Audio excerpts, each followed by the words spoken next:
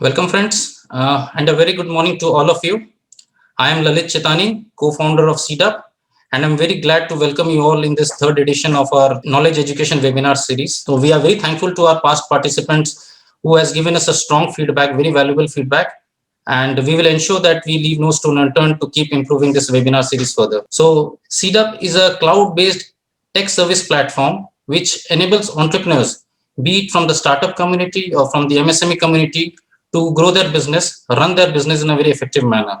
So what we do basically is we help the entrepreneurs in focusing their valuable time and energy in running their business, and we take care of all their ancillary business activities, be it related to formation of their business entities or compliances, taxation matters, valuation, fundraising, be it debt or equity, and many other registration associated formalities. So how we do it is basically for each of these activities, we have expert who a domain expert who takes care of these activities, and he delivers this service in a time bound manner and in a very cost effective manner. So as an entrepreneur, you focus on your energy in business, and all this is provided from the comfort of your home or office as a one stop shop solution.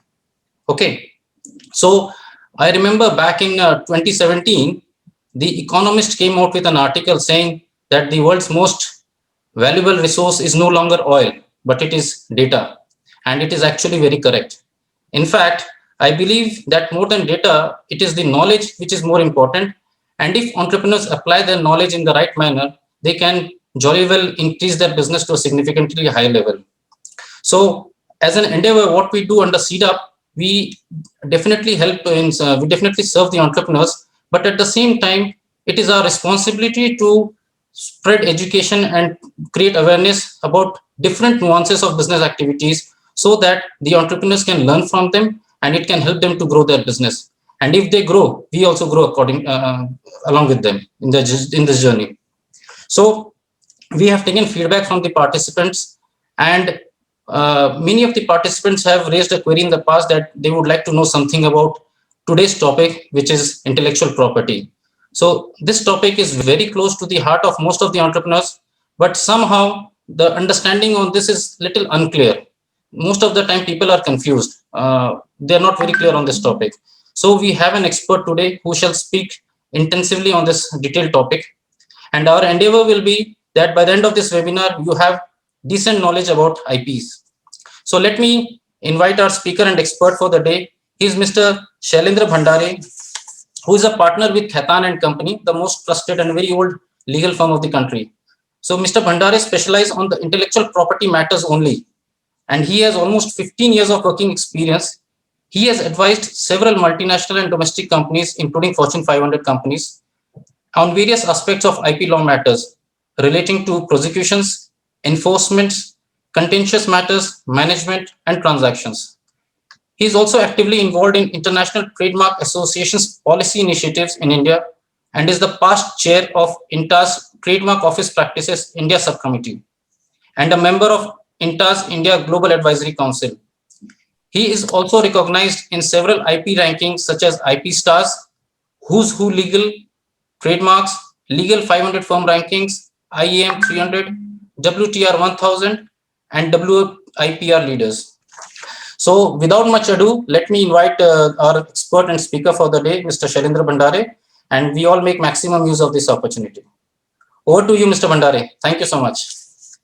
Thank you, CDUP team. I think I would first of all like to thank all the participants to attend this on a weekend.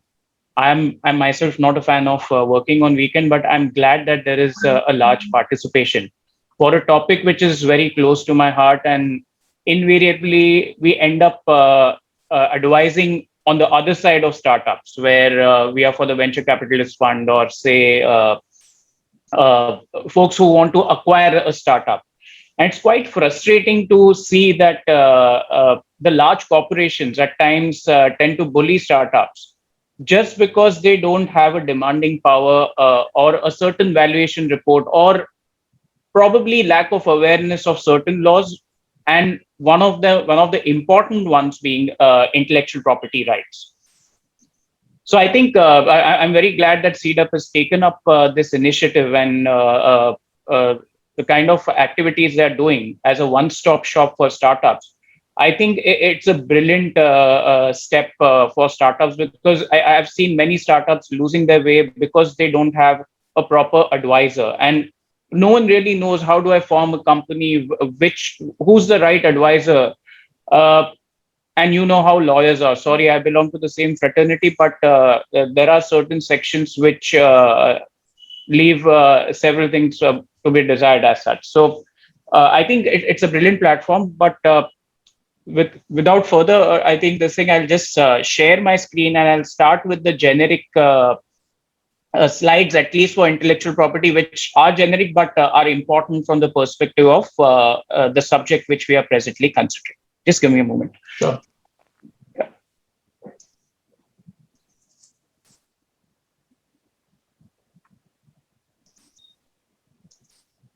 Are the slides visible? Yes, Shailendra, please. It's okay. Perfect. So I think some of the successful startups which you know are obviously Flipkart is one of them, which is widely being spoken about. You have Byju's, several of them, Big Basket, Zomato. I think most of them are now successful and now being run by several venture capitalist funds or investors, etc. And the heart of it is intellectual property. Now, what is intellectual property? I won't get into any definitions as we had in school that, oh, you need to answer this specifically. It's basically an intangible right, which is basically you can't see that right, which protects commercially valuable products of human intellect. Human intellect is something which is key here. And I think that's the heart of startups, where they come up with a unique idea, a concept, an invention, so on and so forth. Or it could also be a catchy brand, which basically drives the business, which are all forms of intellectual property. Now, what you have on the screen is just an example as to what are the various forms of intellectual property which can come in a product. Well, there are other examples also, but we usually give the camera example.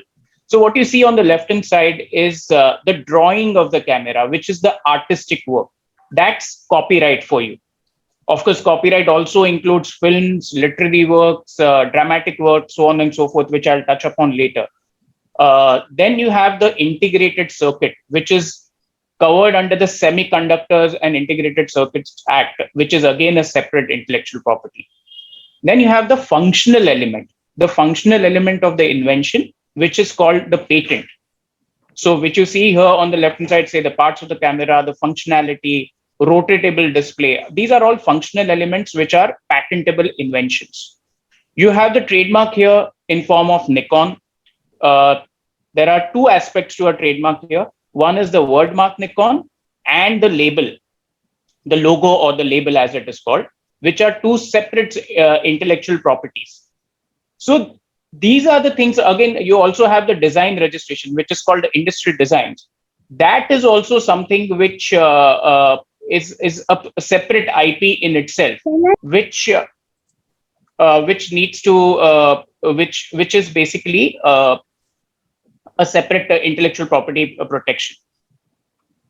The camera examples which I gave are the traditional forms of intellectual property. Now I go to the new forms of intellectual property, which are not necessarily belonging to an individual or a company, but they are more likely to be for the country or for, say, an association. So you have the Puneri Pagdi or the Rasgulla, for example, which went to Orissa, which is considered to be a geographical indication of that particular area.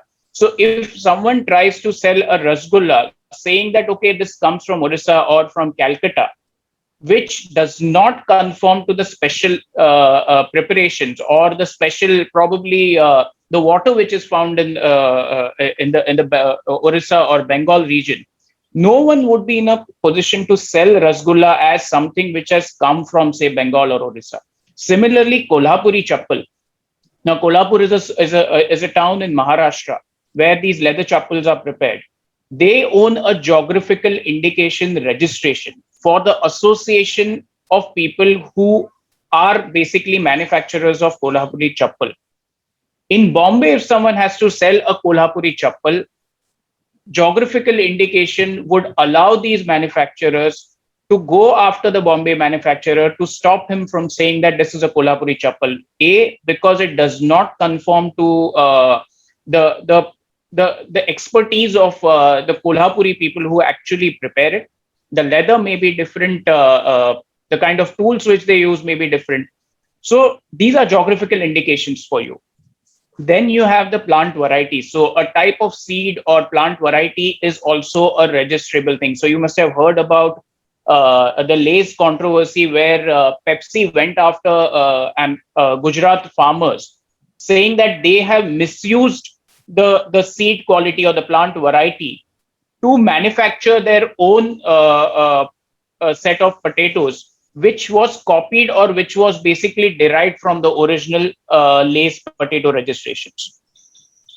The last one is a biodiversity act, which is more from an country specific perspective. So what used to happen and what happens generally is that multinationals try to leverage or try to use the biodiversity of a particular country, and then they make money from it, or they carry that biodiversity to a different area and try to manufacture something and try to make money out of it without giving due credit or following due process under the country's law. So the Biodiversity Act imposes certain regulations for foreign companies, also on Indian companies, when they have to use the Indian biodiversity resources. So a permission has to be taken from the Biodiversity Authority before using Indian resources, biodiversity resources, basically. So these are newer forms of IP. I'm not getting into it because may not be relevant for our topic today.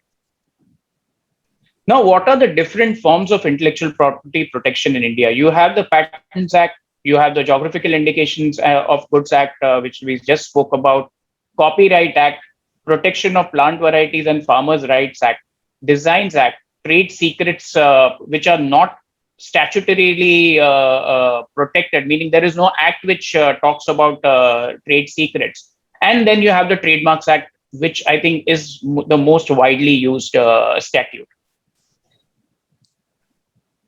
Now, what are patents? Again, I won't get into the definition bit of it. As I said, it's the functional element which is protected, which has to be novel, which is novelty. It has to be, even if it is novel, it should also have an inventive step. Meaning, just because I come up with something novel does not mean that it is patentable. It also needs to have an inventive step. What is inventive step? That it should not be obvious to a person skilled in art. Meaning, I, as a legal graduate, may feel, oh wow, I have done something, and I see that there are certain scientific qualities and certain things have changed, and okay, I've invented something. A science graduate would just come there and just rubbish me off. Oh, this is a known scientific principle. Why are you even talking about it? So that inventive step is something which should not be obvious to a person skilled in art.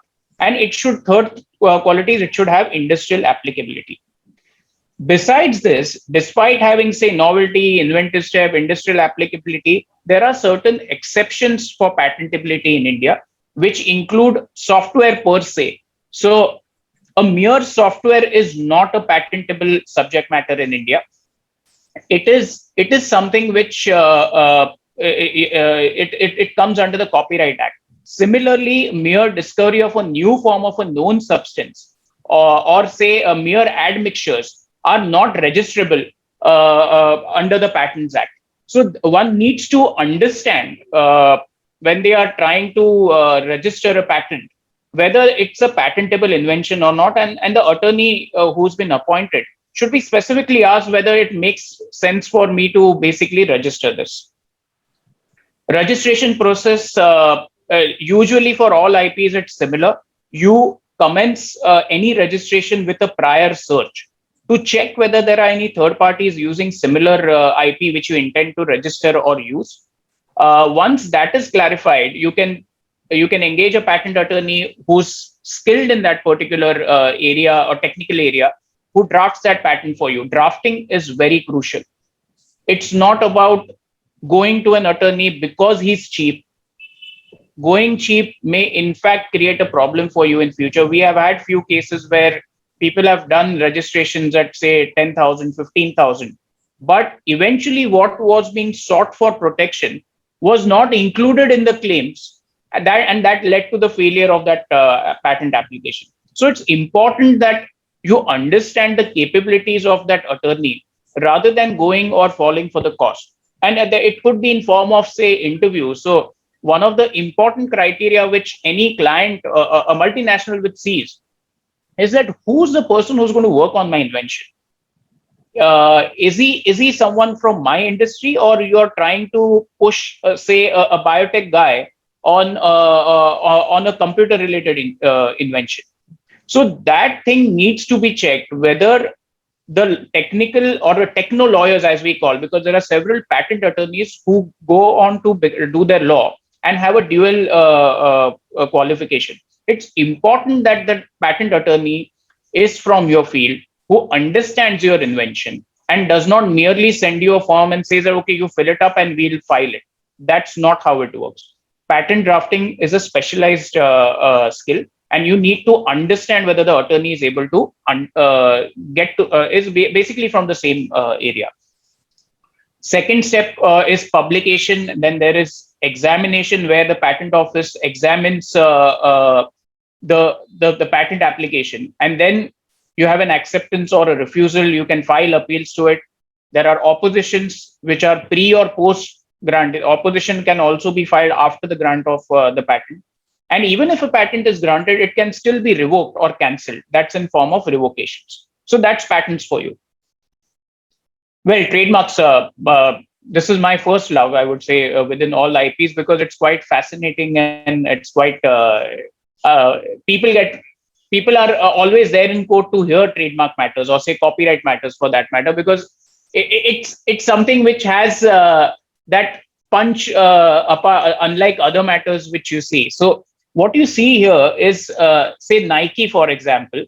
Now Nike is, what you see is the logo. Now within the logo, there are several features of a trademark. The first feature is the word Nike. Then you have the tick or the swoosh, as they call it. And third is the slogan, just do it. Now, all these aspects are separate trademarks. So Nike word is a separate trademark. The swoosh is a separate trademark, and the slogan is also a separate trademark. And to add to it, this entire logo taken as a whole is a separate trademark. And why is it so? That is because of the protection which the Act gives you. And what is a trademark? And that's basically where everything stems from. Mark which is capable of being represented graphically. So it should be graphically represented for the person of who's in the is part of the general public or the trade, is able to identify those things. Second thing is, it should be capable of distinguishing the goods services of one person from those of others, used for indicating a trade connection. So here, what it's trying to say is that you can't have a generic or an adjective sort of a word, say good, better, best. Is it something which is capable of distinguishing the good services of one person from those of others? Answer is no, because if you use best or say better, obviously that's a laudatory epithet or an adjective which anyone would be using, and it would not distinguish the goods or services from one trader to the other. So adjectives, generic words, common words are generally not registrable. The exception to it is that if that generic word is not descriptive of, say, the particular goods you are looking at, like Apple, for example, the brand Apple, if it was registered for, say, fresh fruits, that would not be a registrable trademark. But Apple registered for electronic devices or mobile devices has got no connection with the goods for which Apple is being used. So such marks are registrable. So that's important to note when you register it. So just because it's a common word does not mean that it is not registrable. Then there are various newer forms of trademark registrations which have come up. One is, you see the Ferrero Rocher chocolate. This is a registered trademark. It's a three-dimensional or a shape mark which has been registered. Now, this is a newer form of intellectual property or trademark registration. You see the John Deere tractor below. The beauty of this trademark registration for John Deere is the color combination of yellow and green, which has been given a monopoly to. So again, a new form of IP. The one which you see below is a sound mark. So if you hear the Nokia ringtone, which existed earlier, or many people even have it now, that is a registered sound mark with the musical notation which is used to register that. So these are the newer forms of trademarks which are now being considered. Madhuri Dixit's photo is also registered in the European Union trademark office, because she thinks that her image rights or her face itself is a trademark. Sachin Tendulkar has registered his line of trademarks. There is only Sachin. His signature is registered, which was licensed to say Fiat Motors. So the Fiat Palio, which was sold a few years back, had the Sachin signature on it, which was being utilized as an intellectual property for licensing purposes or merchandising purposes. So it's important that you identify what are the brands which you intend to leverage in future, which would have a separate brand valuation, and you make a note of it. I'll touch upon that in the process of the IP creation separately. So again, the registration process, I'm not getting into it. Same application, prior search is recommended to check whether there are third parties, examination, publication, third party oppositions, and then registration. Copyrights. This each time I read the act, I learn something new, because it's such a vast act, and no one really has a clue at times as to what the interpretations are. And especially the act is not presently in line with all the technological measures which are being which are basically coming up. So what is copyright? It's the original. So the word original is very important. It is any original literary, dramatic, literary is books, source code, and the like. So in the literary works, you have, say, a script, you have a screenplay, you have a book, you could have a dramatic work which is being written. It could be a concept note, so on and so forth. Dramatic works, well, that's clear enough. I won't get into it. Musical works. So the musical works are basically the music compositions or the musical tune, which is a copyrightable work. Artistic works. So artistic works are labels, logos, maybe a sculpture, so on and so forth. So those are again copyrightable works.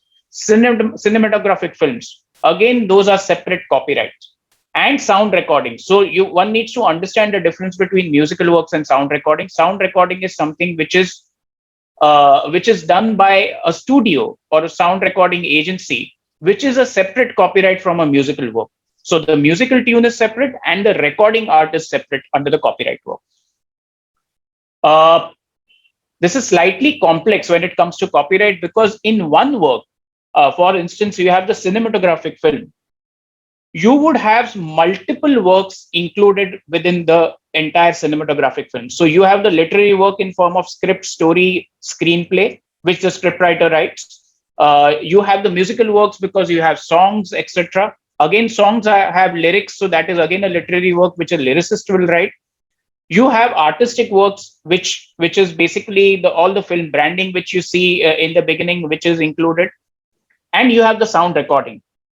Now, all these aspects are built into a cinematographic film, where the producer takes agreements, takes assignments, or takes a sale right from all the authors who create all these separate works. And that is very important in your area as well as a startup, where you engage a consultant, you engage an outside agency who's not your employee. You need to take an assignment right or a consent letter to use that particular copyright work. So the law says that if you do not, if the person who's creating the copyright work is your employee, that work would automatically belong to the company or the employer. But if that work is created by a non-employee, say a consultant or an outside agency, you have to seek an agreement which clearly specifies that the copyright in this work was done at my behest, and you assign sale that right to me in perpetuity for on worldwide basis. If you don't write perpetuity and worldwide basis, that copyright assignment or sale would be restricted to the territory of India and only for 5 years. So it's important that you write in the sale agreement that it is for on worldwide basis and it is for the entire world. I won't dwell too much into it. I'll just move on to the next aspect. Again, the registration process, as I told you, first aspect is seeking assignment of rights, consent letters. Then, in case of artistic works, you are also required to take permission from the trademark office, because there is a dual protection for logos under the Copyright Act for the artistic work and under the Trademarks Act as a trademark. As we just spoke about Nike, that the Nike logo is an artistic work, which would be a copyrightable matter. And because it's a trademark, it will also enjoy trademark protection. The rest is pretty much the same: filing, examination, registration, cancellation. Designs. So what you see here are design registrations. Again, on the lines of patents, what the kind of protection which you get is for the shape, configuration, pattern, ornament, or composition of lines or colors applied to an article, which should appeal to or are judged solely by the eye. So here we should not confuse this with trademarks. Trademarks is basically the source origin, that you look at a particular trademark and you say that, oh, this is belonging to X. So you say, you see someone throwing a cigarette in a fancy manner and you say, "Arey, ye to Rajnikant ka style." Or yeah, Rajnikant ka trademark style. Why do you say trademark style? You say trademark style because you associate a certain thing as an origin with Rajnikant. This is not the case with designs. Designs is solely eye appeal. There is no requirement of any source origin. It may not be known also. In fact, for trademarks, if it is used prior to the filing of trademark application, it is in fact better. But in case of patents and designs, if you use it before before filing a patent or a design application, you cannot get a registration because the novelty goes. So before filing a patent or a design application, you should ensure that rather before using the patent or a design product or a process, you should ensure that you register or apply for registration of designs or patents. I'll touch upon that subsequently. Again, registration process is similar here. Just as a snapshot of what the protection is, registration for trademark, it is optional. However, it is recommended because you get additional rights, but registration is not mandatory. Copyright registration you can do away with unless it's a very key copyrightable matter which you want to register. Software companies don't generally register, and we do not advise software companies to register their source codes in India. The reason is that it falls in the public domain, because the source code has to be provided to the Copyright Office. Yes, there are ways to have a redacted copy filed, but Act does not provide for a redacted copy filing. You may very well file it, but there is no provision under the Act to have a redacted filing. For patents and designs, it's mandatory that you need to apply for the patent or design before you actually launch the product in the market. If you launch it and then file it, you would not get a patent or a design because you would lose the novelty and it will be in the public domain. Tenure, 10 years for trademarks and can be renewed in perpetuity for a period of 10 years each. For copyright, usually it is life of the author plus 60 years. For patents, it is 20 years. And for designs, it is 10 years, further renewable by for 5 more years. Territorial scope of registration for trademarks, it is usually India, unless it's a well-known mark or having global reputation, like say a Tata or all these global brands, which despite lack of registration in a particular jurisdiction may still have common law rights or usage rights through which they can enforce their trademark protection in other countries. In copyright, there it is global through conventions such as Berne Convention and Universal Copyright Convention, where signatories to these conventions allow the same protection without registration in those countries. Exception is US, where for enforcing your copyright you require registration to file a civil suit or an action in US. For patents and designs, it is restricted to India unless you file a separate application or designate other countries through an international application. You would not get the same rights in other countries. And what it means is that if you file a patent application in India, and tomorrow if you want to say enforce that right in US, you would not be in a position to do it because you don't have a patent protection there. And because it is being used in US prior to you filing an application in US, you will also lose the novelty and the right to enforce your rights in countries where you haven't applied for patent. So it is important that you have an international filing strategy in place when you have to do your patent filings, because there is no second chance here. You need to consider that filing, or else you lose the novelty and the rights in other countries. Now, what are the strategies or life cycle of intellectual property which one needs to be careful about, especially startups, because lack of funds, etc. I think at the inception and development stage, it is important that you document the idea or the expression. So idea is not a protectable IP. You can't say, oh, I thought about it and I had it in my mind. You need to express it in a proper form. And that expression is something which is protected, not the idea in your mind or your head. You need to record the experimental and research data so that when you file for the invention and when you have to meet the examiner of patents or say anyone, you need to show them that data, that how, say in a pharmaceutical product, you will have the efficacy. In a software and hardware a patent, where you want to say that it's not purely a software product, but it is a synchronized hardware and a software product. Your research and experimental data is very important. Maintain all the inventor and author details, because when you file IP applications, these details are sought from. We spoke about assignments from inventors and authors. It is important that whoever is engaged or employed, he signs all the IP assignment agreements for you, so that your patent application or your IP applications are not stalled because lack of their consent. Whenever you meet any prospective venture capital fund or say any company who intends to leverage your IP, it is important that you enter into a confidentiality or a non-disclosure agreement before you tell them what your idea or your expression or what your business model is. We have seen many cases that there is a presentation done and the same thing is launched, say in the next few months, without the founder getting any due credit. So it is important that you insist on NDAs. At times, it is also a trust factor which matters in that the funding agency will say, oh, you don't trust us, then if the business relationship is not based on trust, we don't intend to hear your presentation. Then what do you do in such a case? In such a case, you should send out whatever presentation you're doing on email with a clear tagging which states that this is privileged and confidential.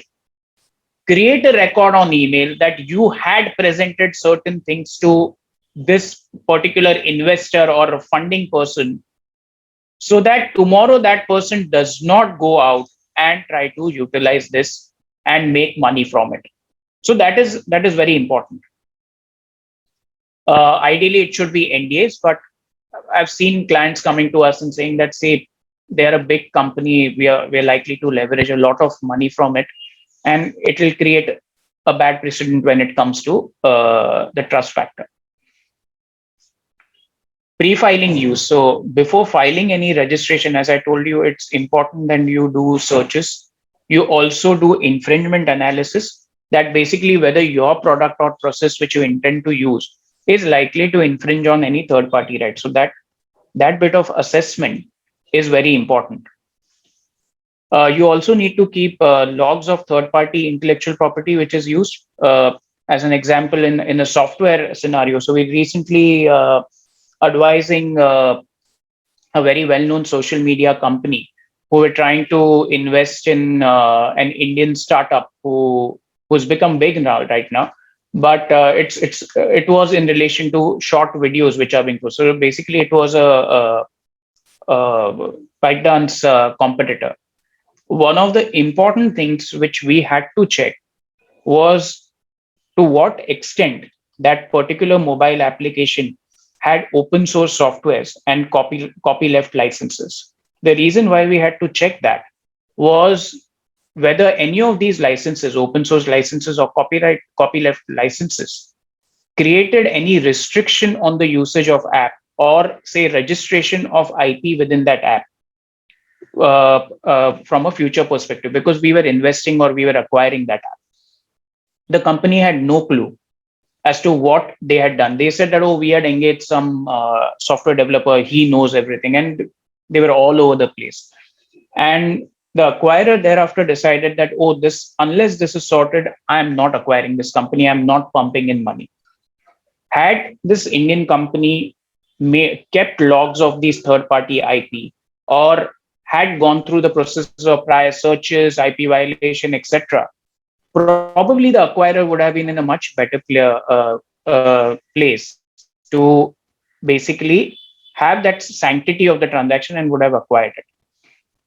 As I told you, one should avoid disclosure or publication or launch before filing application for registration of IP, because you'll lose the novelty in it. Then you need to identify the type of protection and the overlapping protection which is there for your IP. Like you have a trademark logo which is protected under the Copyright Act as well as the Trademarks Act. So you need to identify and ask your attorney as to which is the right protection for me, what is going to give me a long-lasting protection, and go as per his advice. Filing protection in patents, you would hear these buzzwords called provisional specification, complete specification. For startups, what we have seen is that ideally, yes, provisional specification should be filed, but because attorneys tend to charge for each stage, say for provisional and complete, at times startups say that, okay, let's file the complete one if they are sure that they are going to get this patent. If they are not sure that you're likely to get this patent, then obviously you need to go for the provisional specification, which is basically a quick filing of basic things which the invention has, and all the research is not completed. And then you get 12 months after the provisional specification to file a complete specification, which is the final form of your patent application.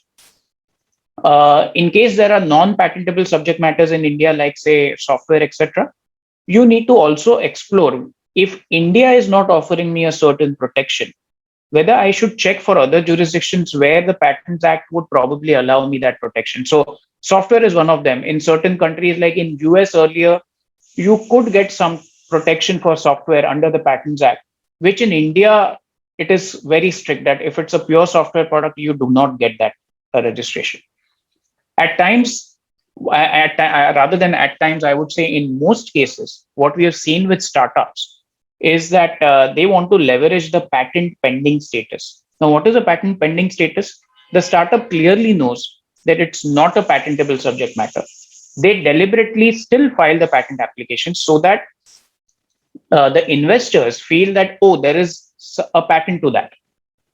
And although that registration or rejection happens, say, after 2 years after the date of filing of the patent application, the investor usually feels, oh, this is an IP heavy company and we can probably value this. And they invest looking at the patent application which is filed.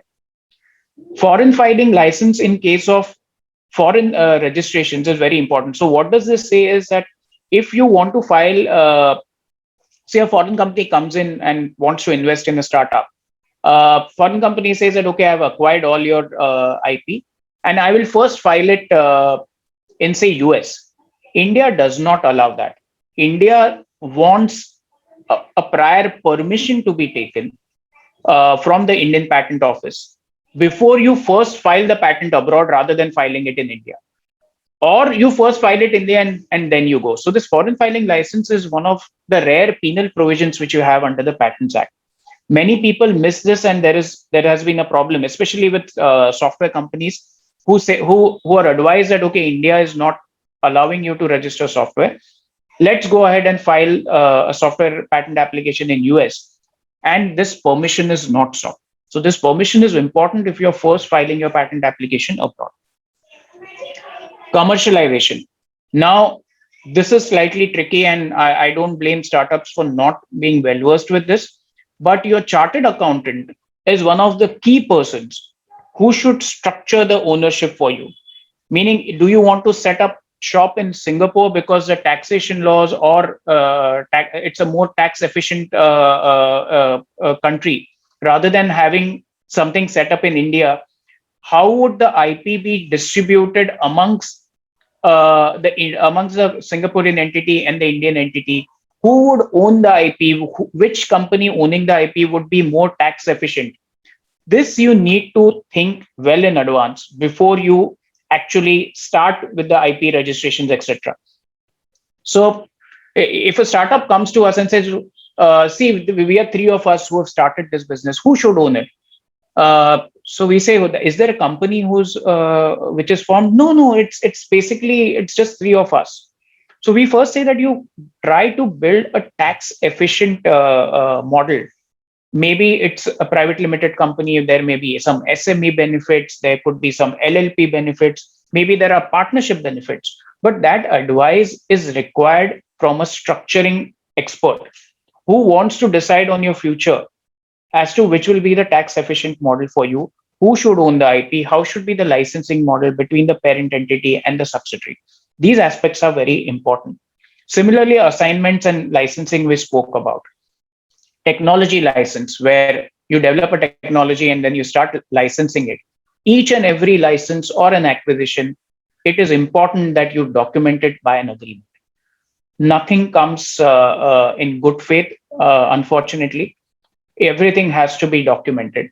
Be it a founder having an agreement with his company to have all the founder intellectual property being used by the company, so on and so forth. That has to be documented. It's basically like your flat which you buy or an immovable property. You tend to check the entire chain of title.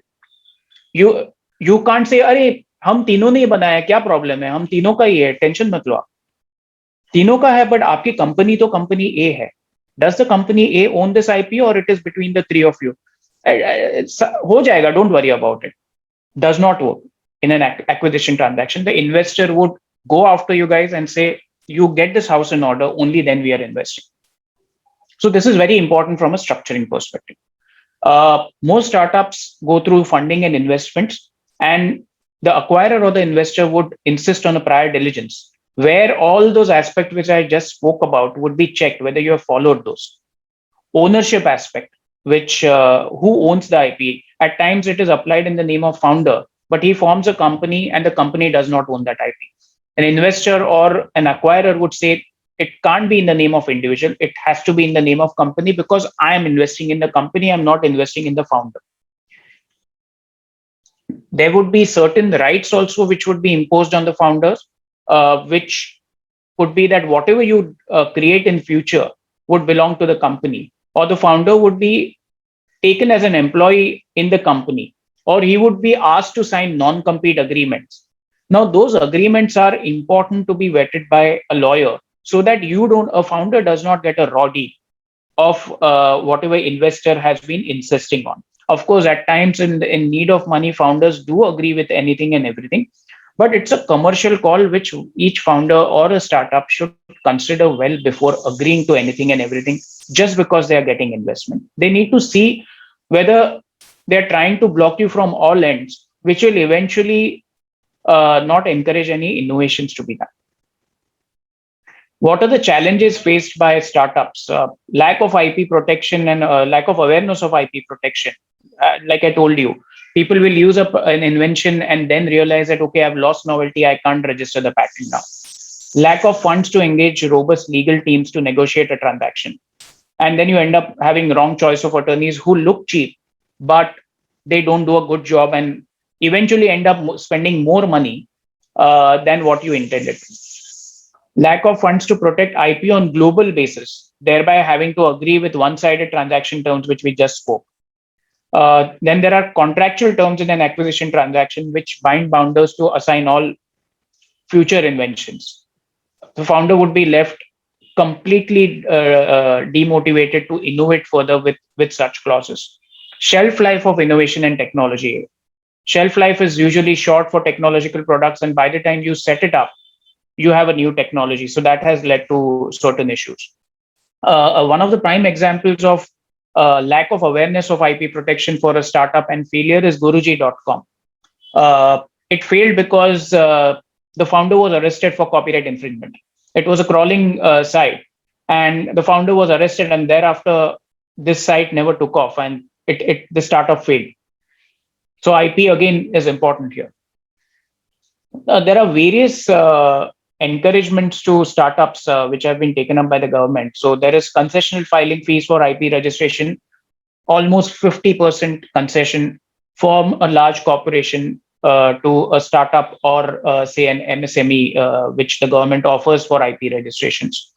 There is also a scheme for facilitating startup intellectual property protection called the SIP, which has basically, where the government has created a group of individuals who will act like facilitators for startups for filing applications. And this is a very, I would say, a very structured approach under the aegis of the government, where the attorneys do not charge you for certain fees or are much lower than the normal fees. And it gives impetus to registration and protection. So for as a startup, you need to explore this list of facilitators before you go through it. Of course, you need to do due diligence on lawyers as well, as I told. Just because he or she is a lawyer does not mean that that person is expert in that field. It's basically like doctors. You won't go to a normal physician if you have a neurological problem. You'll go to a neuro specialist.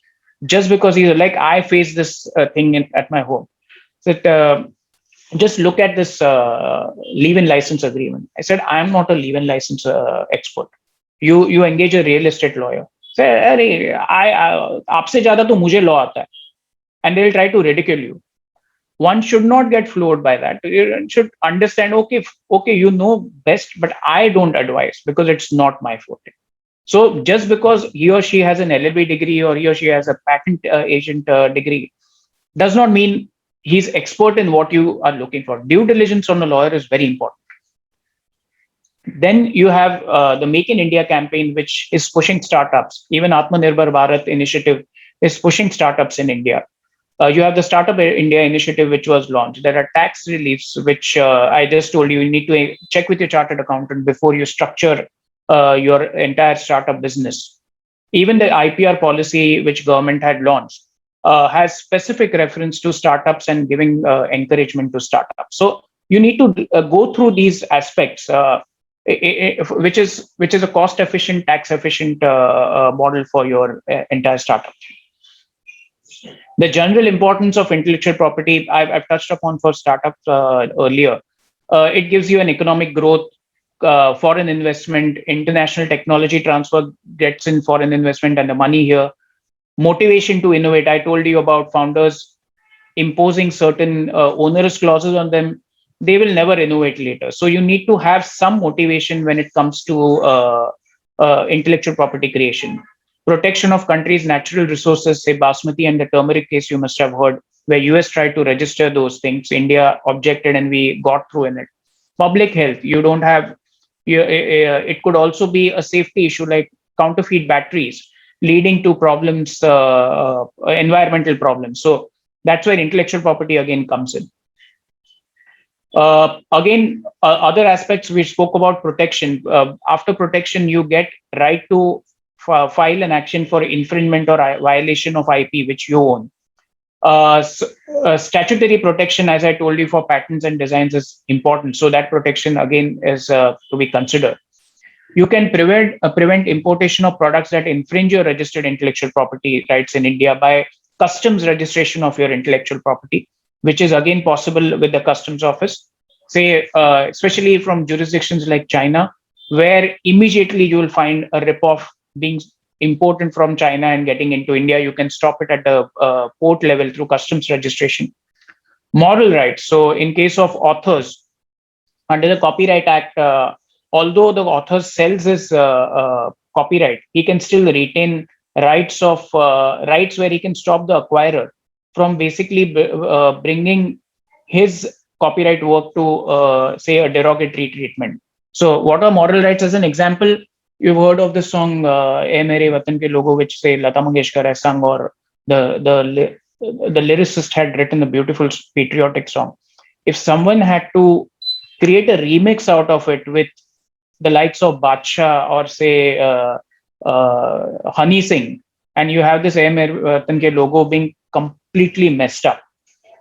In such cases, authors retain the right to stop acquirers from making a hash of their copyright works. So they can't do something which brings the author disrepute, because eventually the lyricist's name and the original singer's name would be mentioned there, which will lead to which will bring the authors to disrepute. We spoke about investment and funding, private equity investments, technology collaboration, all these transactions. Due diligence is done. What IP does the startup own? And that's the heart of getting an investment in a startup. So IP again important here. Well, I'll end my bhashan for the weekend. Happy to take up questions. Yeah, thank you, Shailendra, for this lovely presentations. So we have a couple of questions. Let me address that, and then I'll make the house open for question answer. Yeah. So first is basically we see that a lot of fake items like Nike, Adidas, these counterfeit items are being sold in the market.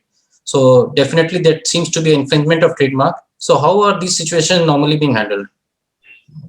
Good question. So one is the brand owner or the IP owner usually also creates a awareness platform where they have these videos to basically show to the public as to how to identify fakes and how would you identify an original and a fake. So like holograms are used, barcodes are used.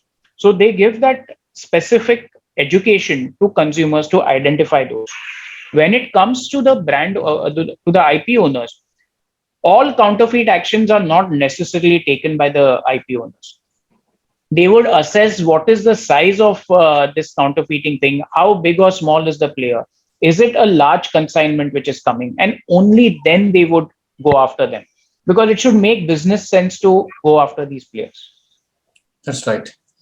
Okay, another question is, we in this digital age, we have a lot of people making YouTube videos. Somebody is teaching how to play piano, somebody is teaching gardening, food recipe, somebody is teaching maths, something or the other. So how do we ensure, what is your advice to these people so that their knowledge or talent pool is protected? What one should do in this regard? Yeah, like I told you, videos usually come under the copyright protection. So copyright registration is not mandatory. So fortunately, the day it is uploaded or created, that copyright would belong to the person who's created it. That's the first thing. But when you're uploading on sites like YouTube, you need to check what are the terms of use. Are they trying to say that all copyrights would belong to them, or they would have an unfettered right to give it away to third parties? That needs to be checked before you upload it. Third thing is, apart from copyright, what is being shown in the video, is it a protectable subject matter? Now, if you say that you want to basically show the process of preparing sandesh, for example, that's a generic process. So that process would not be protected. And recipes are generally not protectable. So that subject matter which you're trying to show, is that also protectable or not? That's the third thing which one should check. And if that is a protectable subject matter, whether before showing it to the public, I need to register it, like patents or designs, that assessment needs to be done. Fourth aspect is, in a video, it's also your image which is going out. So certain celebrities who provide consents to use their images or persona in a video, they also have a certain right called as a personality right.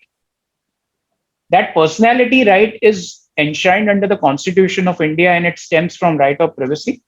But there is no a statutory act which protects publicity rights. So if someone shares that video, but if YouTube allows embedding that video on your website and you upload it still, then you have accepted those terms and conditions. Then you can't go back. So it's important to again check what you're uploading. Is it subject to certain conditions? So on and so forth.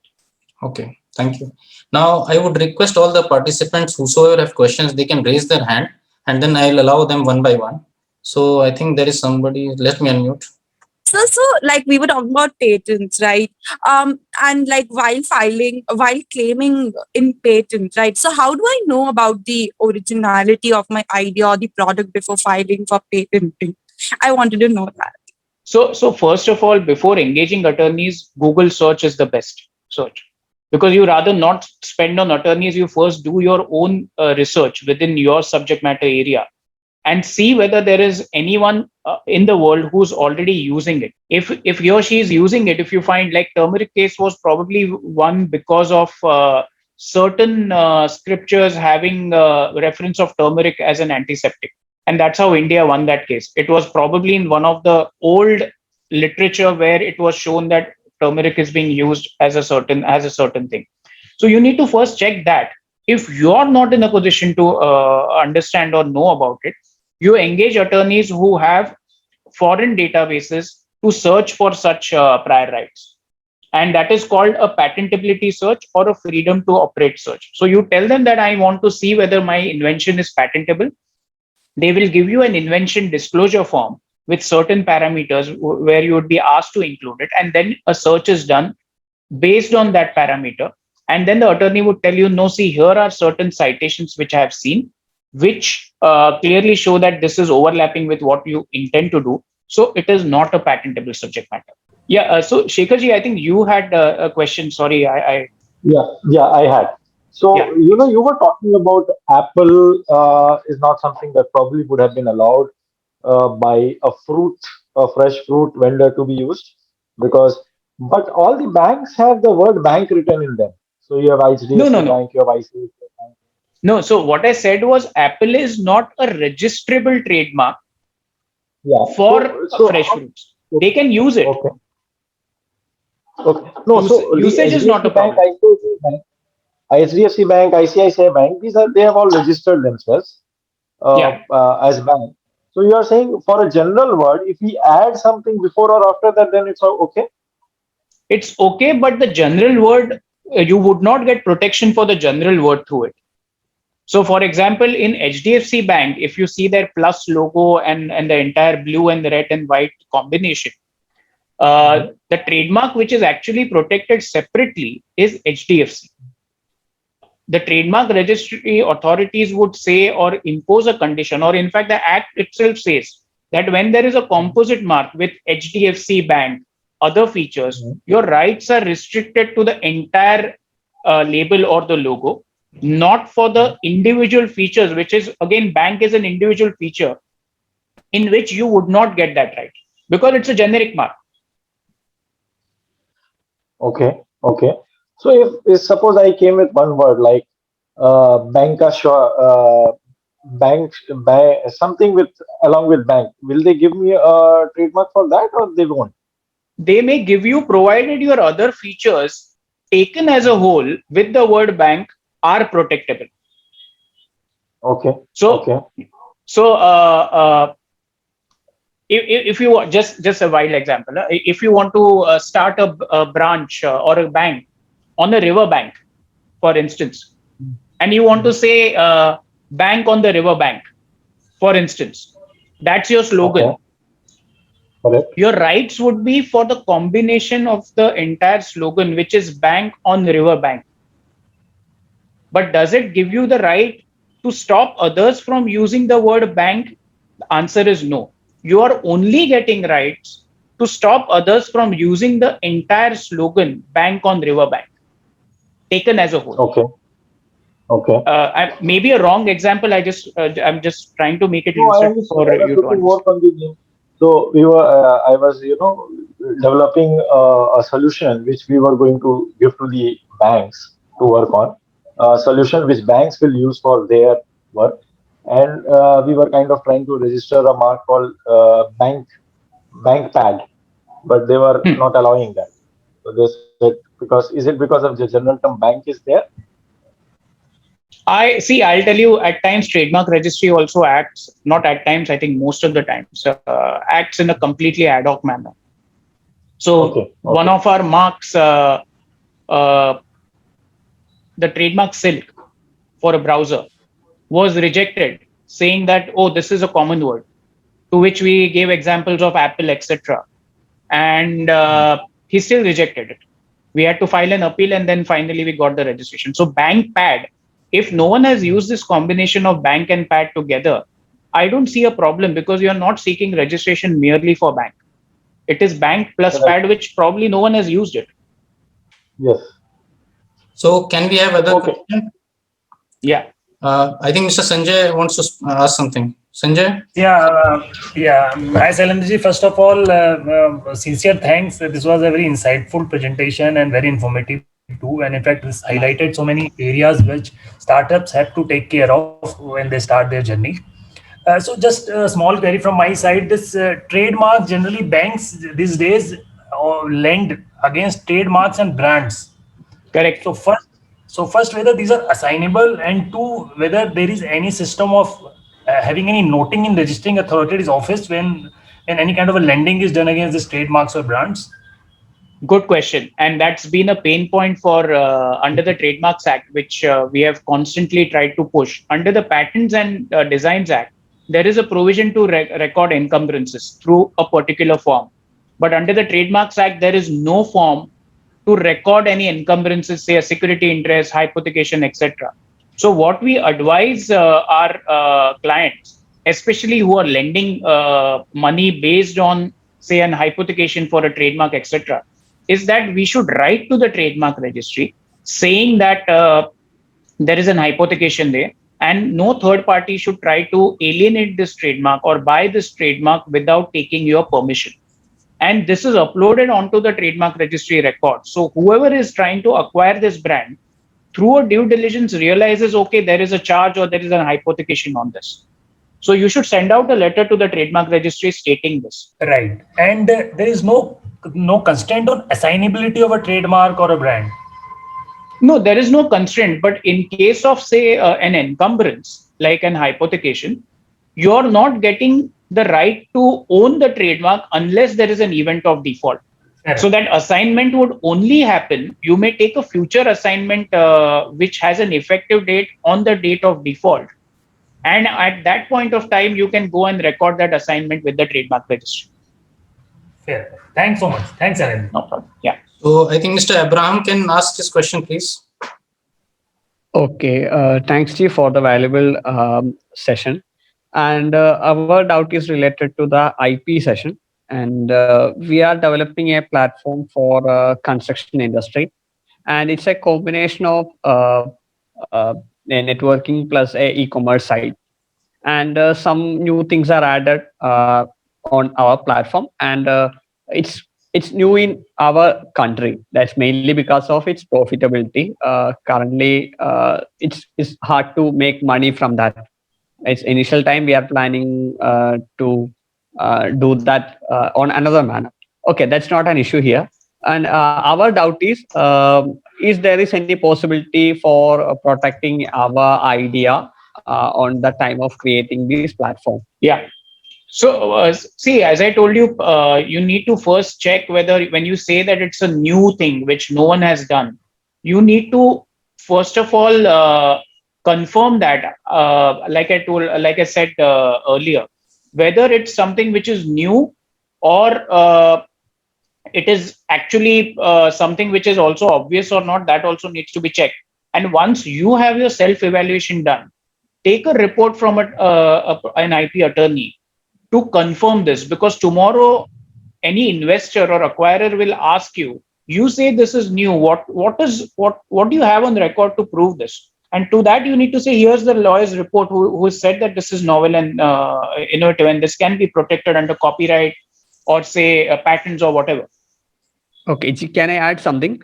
Sure. It's what I said on the terms of new is the networking platform is already available in our country, and e-commerce side are already available. But it's a mix of this e-commerce, networking, and some other terms, design, delivery, like that. So that's why is it a combination of known things? Is that the right way to assess? It's a combination. It's a combination, and the end product is on a new area. And is it a software product? Yeah, it's a software product. So patents are out for you in India because software per se is not patentable. So what you can probably register is a business concept under the Copyright Act by registering a concept note of your business model. Whether that is protected or not, that's a gray area. But Copyright Office may just give you that registration and you can leverage it with your investors, etc. So you jot down what exactly you're doing, your business model, how you're combining, etc., and make it into a business method sort of a thing in a literary format, which is protected under the Copyright Act. Okay, so we can copyright our business model only. Yeah, but whether it is sustain the registration, it's a gray area, as I told you. But we do advise startups to do that so that they can leverage that with the investor. Say, oh, I have a copyright registration. Whether it is viable or not, that's a different story. But at times, business folks don't understand. You just show them, oh, ye register kiya. Okay, sir.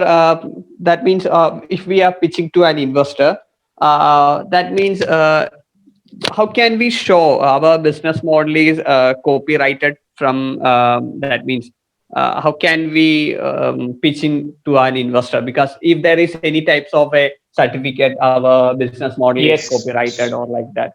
So that certificate you would, so that certificate you would get from the Copyright Office. The only thing which you need to check is that whether through this registration you're getting your entire business model in public domain. So at times that is a risk as well, because Copyright Office is a government office. Whether your entire concept note is likely to fall in the public domain or not, that's another thing which one should consider. Okay, one can replicate that, isn't it? Yeah, because you are putting everything in the government records, which are public records. Okay. Yeah. Thank you. Thanks. Shailendra, one last question from my side. Sure. We come across with many startups who say that they have some brilliant ideas, which is a mixture of some interesting business concept and a software element too. So to these people, what would you suggest? Where should they file? Maybe US or Singapore or any other country, and what is its implications? As I told you, first of all, they need to assess that what is the protection they are seeking? Is it patent, trademark, copyright, etc.? So that's the first assessment. Okay. Second thing is, once that is done, they need to check from the chartered accountant or a structuring expert that where do I register this company, and which company should own this IP from a overall structuring and tax efficient perspective. So some of them may say, no, given that you're two of you, probably India makes sense. Singapore doesn't make sense. Recently, we did something where it was registered in Mauritius. Then it was transferred to a Singaporean entity, a complete khichdi structure model, which I failed to understand initially. We were just asked to prepare license agreements because it is a tax efficient structure. You form a separate IP holding company at times in a tax haven where that company merely holds IP and then licenses it to various, say the Indian company or various other companies. And that way that's a cost efficient structure. So I think each level you need someone to guide you. You can't just look at one thing in isolation. Understood. Okay. I think all the questions have been answered and people don't have any questions. And we have already running a little late. So we will end the presentation today. And thank you so much, Mr. Bhandare, for your valuable time and giving insight My about pleasure. important topic. Thank you so much. And thank you to all the participants to have participated in this conference and asking questions. So thank you so much.